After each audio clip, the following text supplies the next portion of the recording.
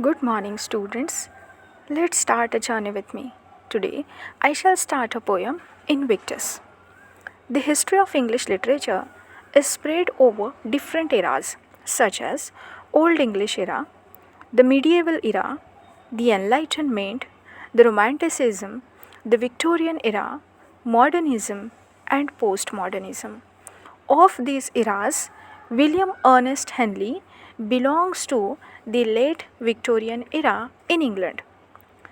He is remembered for his poem Invictus.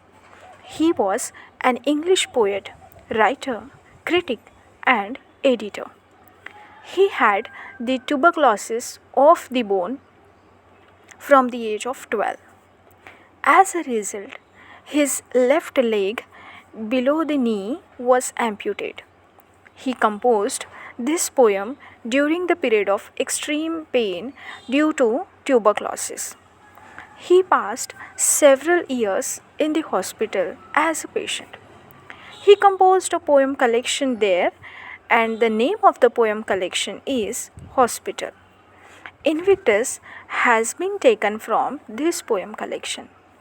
Invictus is not an English word actually, it is a Latin origin. Invictus means unconquerable or undefeated, means no one can defeat him or no one can beat him. Now let's move towards the poem. Out of the night that covers me, black as the pit from pole to pole, I thank whatever God may be for my unconquerable soul.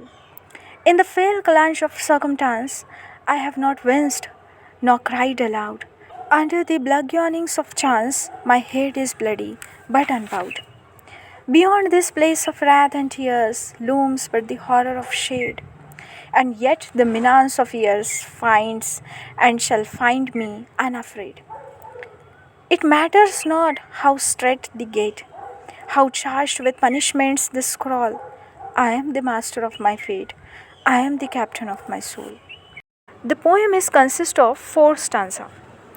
The rhyme scheme is A B A B C D C D E F E F G H G H. The poem has been written in iambic tetrameter. There are the different figure of speech that you will see in this poem, like anaphora, parallelism, alliteration, metaphor, personification, assonance, consonants, etc. The poem begins with the word night. Night is the symbol of sorrow. The night seems to fill the whole world. The night is as dark as the hell. The speaker, the poet, says, "This night covers me. The darkness covers me. I am surrounded by this night, by this darkness, by this sorrow." The night is as dark as the hell. The speaker, the poet, says, "This night covers him. The darkness covers him." And he says, "I am surrounded by this night, by this darkness, by this sorrow. My life is filled with sad events. Sufferings holds my hands tightly." And in the last 2 lines of this first stanza are completely opposite, completely different. The first 2 lines of this stanza speaks about his situation and sorrows, but the next 2 lines speaks about his faith on himself. See, what's a bond that he has with his soul. He says, "Everything is there which can easily defeat me. My life covers with such sorrowful incidents. Still, I know my soul is constant, and I would thank to God who granted me an unshakable soul." It means may difficulties covers a human being on all sides. His spirit fills him with extra potentials. It cannot be easily broken, and this spirit in us is the gift of God.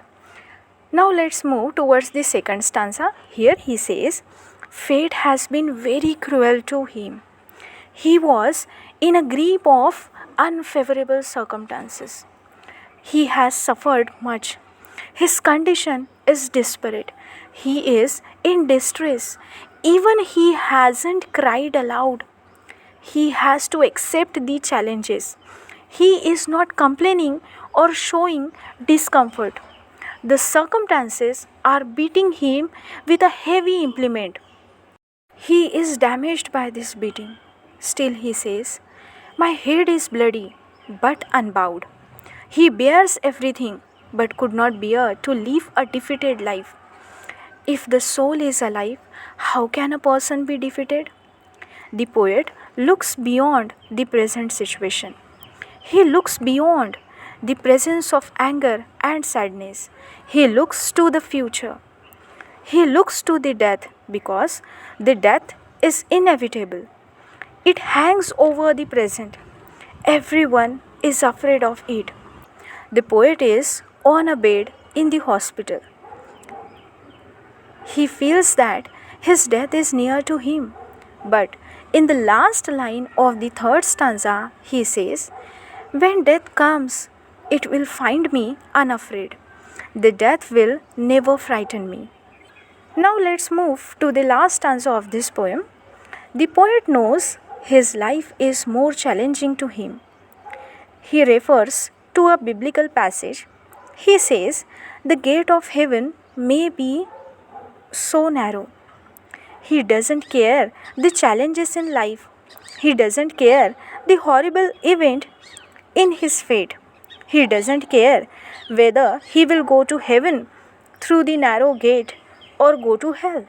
The Bible considers the first man and the woman in the heaven called Adam and Eve committed crime by eating the fruit in the Eden garden. Due to their crime, they fall down to the earth. They became the sinners. They began to give birth to the human beings on earth. According to the Bible, we are all sinners. Here the poet says, "I am too a sinner. Therefore, I may enter to the heaven through the narrow gate, or can enter to hell because of being a sinner. But I do not worry about it. I am not feeling afraid of my future. May God award me punishments. May His life in future charged with extreme difficulties and punishments. May those sorrowful events be the part of His fate." But he says, He will have no effect of all those things on His spirit, because his soul remains unconquered. Because the difficulties are there in his fate, difficulties means not his fate. Therefore, he says, "I am the master of my fate. I am the captain of my soul." He has a full command on himself. He has a full control on his inner life, and he knows his soul is unconquerable. What a communication and a bond that we can see here in this poem. The poet's bond with his soul, his faith on himself, is so strong that the difficulties, the sorrows, the circumstances cannot shake him, cannot make their control on him. His life fills with sorrows, darkness, difficulties, but all things are not able to enter to his soul. His life is sorrowful, but his spirit is not. The darkness covers him, surrounds him, but it cannot cover his soul, because the enlightened spirit of God is existed in his soul. Thus, we can see how unconquerable, unafraid, unbowed the poet's soul is. It is his strong faith on himself that he will overcome from all those things, because he has a good company with his soul. His soul will never defeat him. He will constantly fight and will never cry, will never complain.